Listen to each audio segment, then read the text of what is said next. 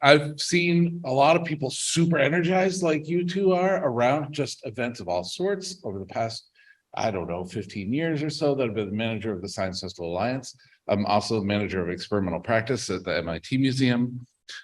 So I've seen this weird crash of science and community coming together at events, and how that's played out in cities, towns, rural areas, and everything in between across the US, Canada, and abroad for a while. That's my perspective. I also know that there's a lot of perspectives here and a really wide range of experience. So it's very hard to speak to you all because I don't know, I can't possibly give you the rubber hits the road is the name of the session. I'm like, I couldn't give it like one nugget of information that's going to like hit all of you the same way.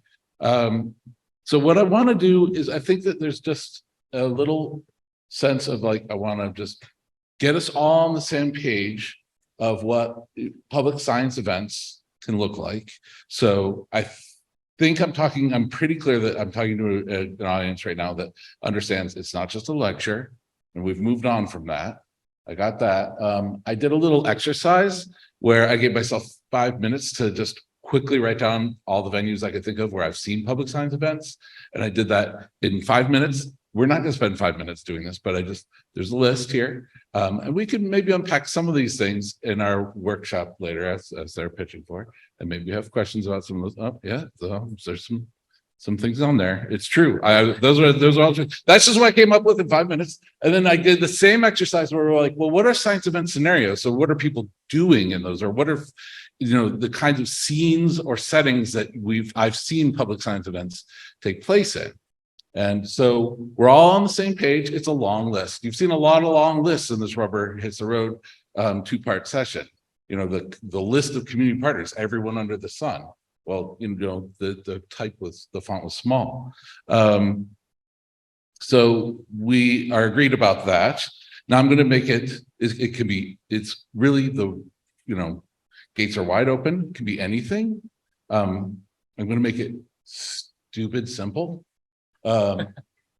And say, well, we've got science, we've got community, and when they meet, you can have an event. And that's about as dumb as I can make it. But there's something to be said, which I would like to belabor a little bit more in our session later about what kind of assumptions we have on which side. And also what happens with that bang. So if you got your particle physicist hat on, the collider happens, and then particles spin out all different directions.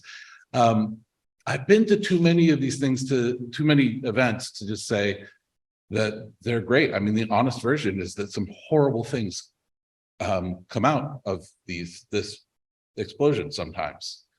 Things that I'm ashamed of and I'm embarrassed about, and I just want to say, stop, stop, stop.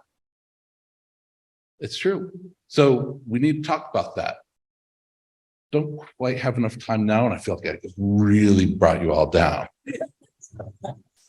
There's also some amazing things, but if you're going to do amazing things, you have to be really intentional. In order to be really intentional, we have to all get on the same page about one thing: event organizing is a craft.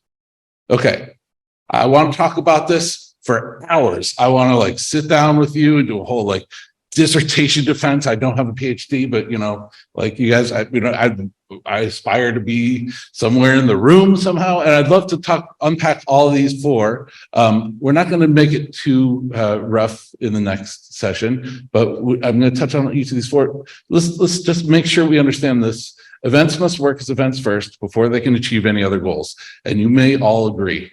But I want you to be able to articulate that going forward, that events must work as events first. So a lot of you come from that science arrow or are embedded within institutions that have that science arrow pushing you forward, and you've got your mission, you've got your agenda. That has to take a back seat to your craft. So if you're a science journalist, your craft is journalism. So it has good science journalism works as journalism first. If you're making science documentaries, you are a documentarian. It has to work as a good documentary in order to work as a science documentary. So your priority has to be to the craft that you're operating within. The more you can be intentional about that and aware of it, and if you're not that person, to be supportive and understanding and nice to those who are embedded within that craft and trying to work within a craft, the more likely you're going to get towards those good outcomes versus the ones that we just kind of pretend aren't happening. There's more to say here. I just want to rush along because I want to get the question and answer. The medium of events is the shared social experience is, to me, an insight that, like, it took me a while to get to.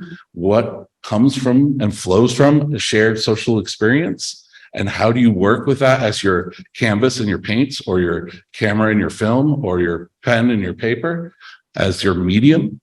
And also, skilled organizers know how to make the most of these opportunities and constraints, which is basically saying, like, well, if event organizing is a craft, then actually event organizers know some things. And I'd love to talk about this more too. They're never just a flash in the pan. When you look at what it takes, the process of organizing an event is almost always, it's very hard to think of in any kind of scenario where the event organizing doesn't take far longer than the actual event itself.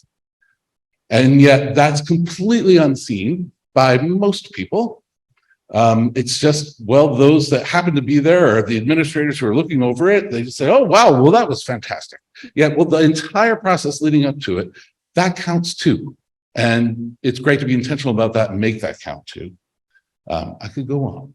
I'm not going to, I want to move quickly. We want to directly involve scientists whenever possible. Now, our evaluations from several years of studying festivals has shown that the most positive outcomes and the most likely and the greatest likelihood of positive outcomes for things like science learning or even behavior change around science awareness are related to whether somebody has a face-to-face interaction with a scientist. The more kinds of face-to-face interactions they can have with the scientist, the better.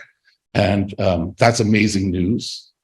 But it's also, anybody who's done this in practice knows there's a huge caveat of be careful. And we can talk about that at greater length for if people are interested in figuring out more about how to work directly with scientists. Event organizing can be transformative for those who do it. And I think because we're all here, that means you. If we're now on the same page that event organizing is a craft, and that there's maybe there's some, if not profound things that flow from it, there's some useful realizations of just acknowledging this simple basic truth and carrying it forward. The other takeaway that I like is to get us all on the same page and realize that most of us are now public science event organizers. And if you still feel like an outsider in that way, after April 8th, you're on board. So welcome. And you're not alone. We're not alone. At experimentalpractice.org, I have a list of the portfolio projects I'm working on. Many of them are related to stitching together networks of public science event organizers. So you may find your flock there. I'm not going to push it too hard. There's many other places you may find your flock, but it's a craft. That means that there's others out there doing this. There are other reference points, and you don't have to be alone. And that transformation towards understanding yourself in that way means that after April 8th, God willing, all of us in this room will also wake up on April 9th, and the Main Street communities will still be there.